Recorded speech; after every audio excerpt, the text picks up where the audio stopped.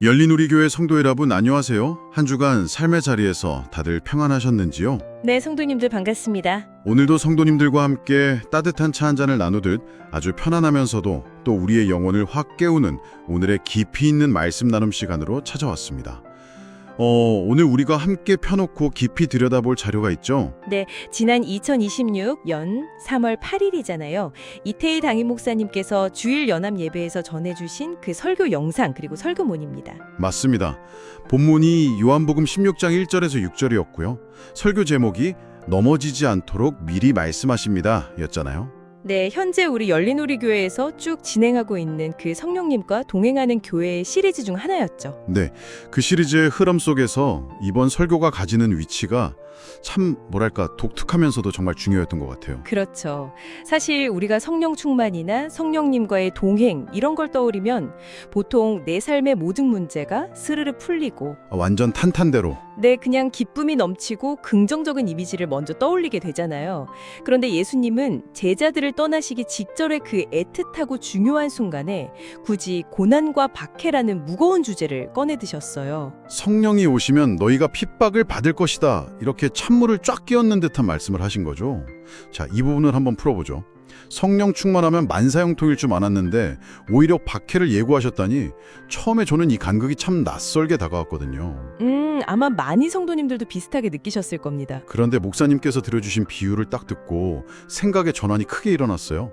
우리가 새로운 가전제품이나 전자기기 사서 박스를 열어보면 가장 먼저 눈에 띄는 게 있잖아요. 붉은 글씨로 적힌 주의사항 경고문이요. 네, 바로 그거요. 물에 넣지 마시오, 강한 충격을 주지 마시오, 이런 문구들 말입니다. 사실 우리는 마음이 와급해서 그런 경고문을 잘 안 읽고 바로 전원부터 켜버리곤 하잖아요. 저도 가끔 그럽니다. 그런데 그 주의사항을 만든 제조사의 의도를 생각해보면 소비자를 괴롭히거나 귀찮게 하려는 게 절대 아니거든요. 오히려 그 비싼 기계가 망가지지 않고 오랫동안 제 기능을 발휘할 수 있게 보호하려는 안전장치인 셈이죠. 아주 훌륭한 비유입니다. 예수님이 제자들에게 고난과 박해에 대해 미리 말씀하신 것도 이와 완벽하게 같은 이치라는 거죠. 맞아요. 우리를 겁주려는 게 아니라 우리의 영혼이 고장나지 않고 실족하지 않도록 주신 영적 주의사항이라는 겁니다. 여기서 주목할 만한 흥미로운 점은 요한복음 16장 1절에서 내가 이것을 너희에게 이름은 너희로 실족하지 않게 하려 함이니 라고 하셨을 때 사용된 단어입니다. 아, 그 원어 배경 설명해 주셨던 부분이요. 네, 여기서 실족하다, 즉 넘어지다로 번역된 헬라어 원어가 스칸달리조거든요. 이 단어의 의미를 들여다보면 상황의 심각성을 더 명확히 알 수 있습니다. 그냥 길 가다가 돌부리에 걸려서 넘어지는 그런 게 아니었죠. 전혀 아닙니다. 사냥꾼이 짐승을 잡기 위해 덫에 미끼를 걸어놓는 막대기를 뜻하는 말에서 유래했거든요. 덫이요? 네, 즉 사탄 마귀나 세상의 악한 영적 세력들이 우리가 믿음의 길을 걸어갈 때 우연히가 아니라 아주 다분히 의도적이고 치밀하게 계획된 덫을 길목에 놓아둔다는 것을 의미합니다. 와, 그 말씀을 들으니 우리가 일상에서 겪는 신앙적인 갈등이나 고난을 바라보는 시각 자체가 확 달라져야겠다는 생각이 들어요. 신앙생활 좀 열심히 해봐야지 결단했는데 갑자기 막 가정에 불화가 생기거나 직장에서 내 신앙적 양심을 시험하는 곤란한 상황이 벌어지면요. 보통 자책을 아니하죠. 그렇죠. 내가 뭘 잘못했나? 하나님이 왜 나를 안 도와주시지?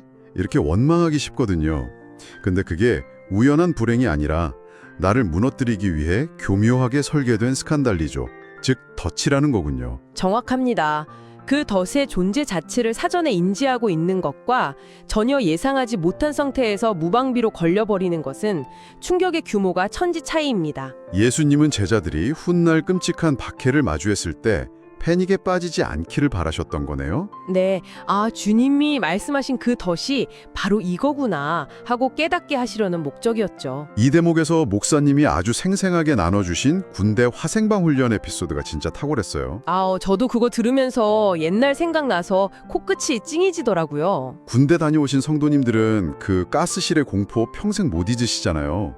방독면 벗는 순간 숨이 턱 막히고 눈물 콧물 다 쏟아지는데 그 고통 속에서도 훈련병들이 도망가지 않고 버틸 수 있는 이유? 조교가 훈련 전에 이미 충분한 주의사항을 전달했기 때문이죠. 맞습니다. 고통스럽겠지만 이건 훈련의 일부고 몇 분만 지나면 반드시 끝난다. 이걸 훈련병 스스로 명확히 예상하고 들어갔다는 사실이 핵심이잖아요. 만약 훈련병의 눈을 가리고 아무런 사전 설명 없이 밀어넣었다면 생명의 위협을 느끼고 극단적인 행동을 했을 겁니다. 하지만 나를 진짜 군인으로 빚어내기 위한 필수 훈련이라는 걸 아니까 견디는 거죠. 네, 디모데후서 3장 12절 무릇 그리스도 예수 안에서 경건하게 살고자 하는 자는 박해를 받으리라. 이 말씀이 바로 영적 화생방 훈련의 매뉴얼인 거네요. 그렇죠. 세상의 흐름에 적당히 순응하며 타협하고 살면 덫에 걸릴 일도 없고 가스를 마실 일도 없습니다. 아, 너무 뼈 때리는 말씀이네요. 적당히 살면 핍박도 없다. 회진한 주님의 제자로서 경건의 좁은 길을 걷기로 결단하는 순간 세상과의 마찰은 피할 수 없는 필연이 된다는 사실을 예수님은 알려주고 싶으셨던 겁니다. 목사님께서 2세기 서머나 교회의 폴리캅 감독 순교 이루화도 말씀하셨잖아요. 네, 86세의 노구로 화영대 앞에 서셨던 분이요. 로마 총독이 단 한 번만 예수를 저주하면 살려주겠다고 회유했지만 폴리캅은 내 평생 86년 동안 주님은 한 번도 나를 부당하게 대하신 적이 없는데 어찌 나를 구원하신 왕을 모독할 수 있겠소라며 불길 속으로 들어갔죠. 이 영적 주의사항을 온전히 내면화하고 있었기 때문에 그 끔찍한 박해 앞에서도 실족하지 않고 승리할 수 있었던 거네요. 맞습니다. 우리 성도님들의 삶도 돌아보게 됩니다. 오늘날 우리에게 칼이 들어오는 박해는 흔치 않지만요. 네, 사탄의 스칸달리조는 훨씬 더 교묘하게 일상에 깔려 있죠. 직장에서 정직을 지키려다 불이익을 당하거나 세상 가치관 속에서 성경적 진리를 말할 때 쏟아지는 조롱의 시선들. 성도님들 중에도 내가 주님 뜻대로 제대로 살아보려고 결단했는데 왜 내 삶은 고속도로처럼 뚫리기는커녕 자꾸 태클이 거릴까 남몰래 눈물 짓는 분이 계실 겁니다. 당황하지 마십시오, 여러분. 여러분이 겪는 그 부딪힘은 여러분이 진짜 제자의 길을 걷고 있다는 영광의 훈장입니다. 세상과 마찰이 없다면 내가 너무 세상과 똑같은 색깔로 살아가고 있는 것은 아닌지 오히려 두려워해야 하죠. 여기서 정말 흥미로운 점은 이겁니다. 도대체 세상은 왜 그렇게 기독교와 교회를 못 잡아먹어서 안달일까요? 요한복음 16장 2절과 3절에 예수님이 그 기막힌 이유를 폭로하시죠. 사람들이 너희를 죽이면서도 그것이 하나님을 섬기는 옳은 일이라고 생각할 것이며 그 이유는 그들이 아버지와 나를 알지 못하기 때문이라는 겁니다. 네, 자신들은 정의롭고 옳은 일을 한다고 굳게 확신하면서 교회를 핍박한다는 이 역설이 진짜 소름 돋지 않습니까? 이 부분을 이해하기 위해서는 알지 못한다의 진짜 의미를 파헤쳐야 합니다. 여기서 쓰인 헬라어 동사가 기노스코거든요. 아, 기노스코. 기독교 신앙에서 엄청 중요한 단어잖아요. 네, 책을 읽어서 정보를 습득하는 지식적인 알민 오이다와는 완전히 다릅니다. 기노스코는 남녀가 사랑에 빠져 결혼하고 서로의 깊은 속마음까지 인격적으로 깊이 알아가는 관계적 알을 뜻하죠. 그러니까 세상이 교회를 박해하는 건 기독교에 대한 정보가 부족해서가 아니라는 말씀이군요. 오히려 요즘 세상 사람들이 성경 내용이나 교회 구조를 더 잘 아는 경우도 많아요. 하지만 그들에게는 생명의 근원이신 하나님과의 기노스코가 완전히 단절되어 있습니다. 영적인 눈이 철저하게 멀어버린 맹인 상태인 거죠. 영적 맹인이 된 세상이 생명의 빛을 견디지 못하고 자신의 어둠을 정당화하려고 교회를 공격하는 거군요. 이것을 더 큰 그림과 연결해본다면 사도 바울의 과거 모습을 정확히 떠올릴 수 있습니다. 부활하신 예수님을 만나기 전 바울은 하나님을 향한 열심이 엄청난 사람이었죠. 율법의 잣대로 볼 때 흠이 없다고 자부했고 스레반 집사님 순교 현장도 주도했잖아요. 바울은 그것이 진짜 하나님을 기쁘시게 하는 완벽하고 거룩한 사명이라고 착각했던 겁니다. C.S. 루이스가 순전한 기독교에서 이와 관련해 아주 무서운 통찰을 제시했죠. 어떤 거였죠? 악에보다 더 무서운 확신의 위험이라는 건데요. 역사상 잔혹 행위들을 보면 악의를 가지고 저지른 경우보다 이것이 옳다, 굳게 확신하면서 저지른 경우가 훨씬 더 치명적이었다는 겁니다. 악에보다 무서운 확신. 정말 우리 자신도 늘 경계해야 할 무서운 말이네요. 내가 옳다는 확신에 사로잡혀 누군가를 정죄하고 있지는 않은지 돌아보게 됩니다. 네, 이 흐름 속에서 이태임 목사님이 직접 겪으셨던 아주 뼈아픈 에피소드가 연결되죠. 네, 젊고 가난하시던 시절에 중고차 사기당하신 일이요. 그 사기꾼이 어떻게 목사님 신뢰를 얻었는지 들으셨어요? 자기 이모부가 목사님이라면서 기독교인이라는 공감대를 형성하며 살갑게 접근했대요. 가뜩이나 재정적으로 힘든 시기에 그런 사기를 당하셨으니 억울함이 얼마나 크셨겠습니까? 심지어 하나님을 모독하며 사기를 쳤으니 목사님도 그 사기꾼 얼굴만 떠올리면 이가 바득바득 갈리고 화가 치밀어 오르셨다고 해요. 그런데 그 분노를 안고 하나님과 독대하는 기도의 자리로 나아가셨을 때 놀라운 영적 반전이 일어났죠. 성령님께서 우리 안의 감정을 어떻게 만지시는지 보여주는 중요한 대목입니다. 기도를 하시는데 성령님께서 목사님 마음에 전혀 예상치 못한 시선을 부어주셨대요. 저 사람이 왜 남을 속이면서 험한 인생을 살까? 겉으로는 웃어도 영혼은 지옥일 텐데. 영적으로 긍휼한 마음을 주신 거군요. 네, 저 사람도 예수님 만나면 참 자유를 누릴 텐데 하는 마음이 강렬하게 밀려오면서 분노가 순식간에 불쌍함, 긍휼로 바뀌었다는 겁니다. 그래서 결국 저주 대신에 복음과 축복의 문자를 보내셨다는 간증은 진짜 성령의 능력이 무엇인지 보여주었습니다. 우리 스스로의 의지로는 절대 도달할 수 없는 경지죠. 예수님께서 십자가에서 로마 군병들을 향해 아버지 저들을 사하여 주옵소서 자기들이 하는 것을 알지 못함이니이다 기도하셨던 바로 그 마음입니다. 스데반 집사님도 자신을 향해 돌을 던지는 자들에게 긍휼의 기도를 드렸잖아요. 그들이 악해서가 아니라 영적으로 눈이 멀어 흑암 속에서 허우적대는 소경임을 보았기 때문이죠. 맞습니다. 승려 여러분, 이 말씀을 우리 일상으로 가져와 볼까요? 직장에서 교묘하게 나를 괴롭히는 상사, 가시돋친 말로 상처를 주는 친척이 있습니까? 인간적인 마음 같아서는 진짜 받은 만큼 돌려주고 논리로 묵사발을 내주고 싶죠. 하지만 주님이 오늘 우리 영적 시력을 교정하라고 초청하십니다. 나를 괴롭히는 사람은 뼛속까지 악마라서 그러는 게 아니라 빛을 알지 못해 어둠 속에서 칼을 휘두르는 영적 소경일 뿐입니다. 우리가 분노의 안경을 벗어던지고 그들을 긍휼의 눈으로 바라보며 중보할 수 있다면 그게 진짜 그리스도인의 압도적인 능력이겠죠. 세상의 적대감을 하나님의 긍휼로 덮어버리는 것, 그것이 궁극적인 승리의 방식입니다. 그래서 이게 다 무슨 의미일까요? 박해가 필연이라는 것도 알겠고 세상이 영적 맹인이니 긍휼히 여겨야 한다는 것도 머리로는 깊이 동의가 되거든요. 그런데 우리 현실은 냉혹하잖아요. 막상 환란을 마주하면 쉽게 무너지고 두려움에 휩싸이죠. 네, 머리로 아는 거랑 현실을 살아내는 건 너무 다른 문제인데 어떻게 해야 이 무서운 덫을 밟고 지나갈 수 있을까요? 요한복음 16장 4절에 그 유일한 마스터키가 있습니다. 오직 너희에게 이 말을 한 것은 너희로 그때를 당하면 내가 너희에게 말한 이것을 기억나게 하려 하며 환란을 이기는 유일한 열쇠는 주님의 말씀을 기억하는 것입니다. 여기서 쓰인 기억하다라는 단어도 특별했죠. 할라어 무네모니오입니다.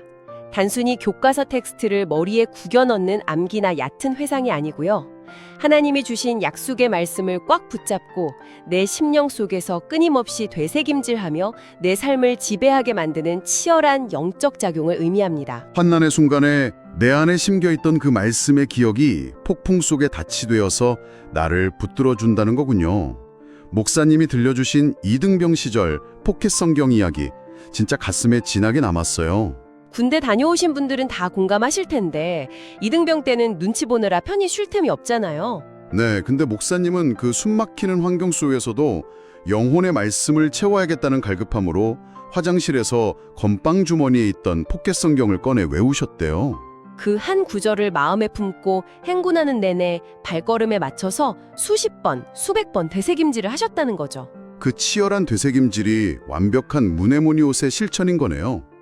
그 영적인 되새김질이 쌓여서 거대한 영적 곡간을 채웠고 훗날 인생의 거대한 파도 앞에서도 목사님을 지탱해주는 반석이 되었다는 간증이 엄청난 도전이 되었습니다.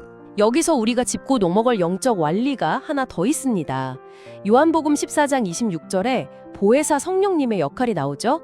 그가 너희에게 모든 것을 가르치고 내가 너희에게 말한 모든 것을 생각나게 하리라. 성령님이 우리에게 말씀을 생각나게 하시는 조력자이시군요. 하지만 냉정한 전제 조건이 있습니다.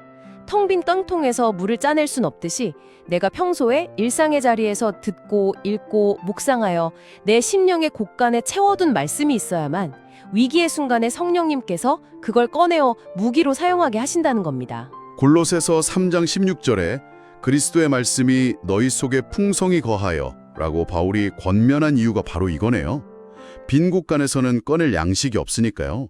총알을 장전해두지 않은 무기는 고철덩어리인 것과 같죠. 목사님께서 최근 우리 교회 프라 목장 소속 자매님들 성경공도 이야기 나눠주셨잖아요.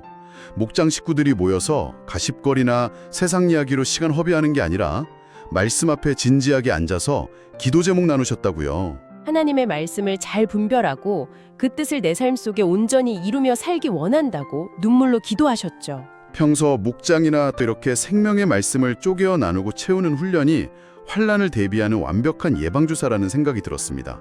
성도 여러분, 거울을 보듯 우리 자신을 한번 비춰볼까요? 오늘 하루 심령의 곳간에 무엇을 가장 많이 채우셨는지 점검해 보셔야 합니다. 쇼츠 영상, 자극적인 뉴스, 세상의 근심, 아니면 누군가를 향한 미움으로만 채워져 있지 않으신가요? 그 상태로 폭풍을 만나면 제자들처럼 두려움에 완전히 압도되어 버립니다.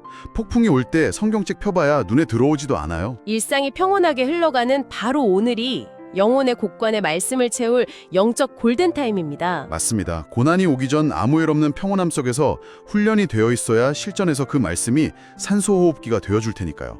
자, 오늘 우리가 심층적으로 나눈 말씀들을 정리해 보겠습니다. 예수님이 주신 3가지 영적 주의사항이죠. 첫째, 믿음의 길에 세상의 박해와 덫은 필연이다. 둘째, 세상이 박해하는 건 영적 무지 때문이니 분노 대신 긍휼로 불쌍히 여겨라. 셋째, 이 환란을 이겨낼 열쇠는 평소 심령에 채워둔 말씀이 성령을 통해 결정적인 순간에 기억나는 것이다. 이 지침을 마음에 새기면 어떤 거친 파도나 덫 앞에서도 당황하지 않을 수 있죠. 네, 사탄이 또 덫을 놓았구나. 주님이 다 말씀해 주셨으니 나는 안전하다. 이렇게 담대하게 선포할 수 있는 아주 큰 위로의 말씀입니다. 그런데 오늘 본문 나누면서 마지막에 6절이 조금 마음에 걸렸어요. 어떤 부분이죠? 우리는 미리 말씀해 주셨으니 평안하다 이랬잖아요. 근데 제자들 반응은 6절에 도리어 내가 이 말을 함으로 너희 마음에 근심이 가득하였도다 라고 나옵니다. 제자들은 평안이 아니라 근심에 빠졌단 말이죠. 이게 참 아이러니합니다. 이 대목은 우리에게 아주 중요한 질문을 던집니다. 우리는 흔히 설교 말씀을 들으면 즉각적인 위로나 힐링을 기대하잖아요. 맞아요. 마음 편해지려고요. 하지만 때때로 주님의 진짜 생명의 말씀은 당장 마음을 토닥여주기보다 우리가 적당히 타협하던 안일한 신앙생활을 사정없이 깨트리고 깊은 근심에 빠지게 만들기도 합니다. 나를 살리는 약이 입에 쓴 법이니까요. 와, 은혜 받았다는 게 단순히 마음 편해졌다는 뜻이 아닐 수도 있겠네요. 성도 여러분, 우리는 혹시 주일 예배당에 앉아서 귀를 간지럽히고 지친 마음만 위로해주는 달콤한 솜사탕 같은 말씀만 찾고 있지는 않습니까? 당장은 나의 뼈를 때리고 불판하게 만들지라도 훗날 내 영혼을 사탄의 덫에서 살려낼 주님의 경고의 말씀까지 기꺼이 끌어안을 용기가 있는지 물어봐야 합니다. 제자들은 당시엔 근심했지만 훗날 그 말씀이 기억났을 때 세상을 뒤집는 사도들이 되었으니까요. 성도 여러분, 오늘 마지막으로 나눈 이 묵직한 도전을 이번 주 가슴에 깊이 품으셨으면 좋겠습니다. 때로는 나를 불편하게 하는 진짜 말씀 앞에 정직하고 치열하게 마주서는 한 주가 되시길 바랍니다. 이번 주 세상이라는 거친 파도 속에서 이리저리 비틀거릴 때마다 심령에 채워둔 말씀이 성령님의 은혜로 번쩍번쩍 생각나기를 기도합니다. 주님이 이미 다 말씀하셨다. 고로 나는 완전하게 안전하다. 이 담대한 선포로 승리하시는 열린우리교회 성도님들 되시기를 축복합니다. 오늘의 깊이 있는 말씀 나눔 시간 여기서 모두 마무리하겠습니다. 성도 여러분, 다음 시간까지 주님 안에서 평안하십시오. 말씀 안에서 승리하는 한 주 되시길 바랍니다. 감사합니다.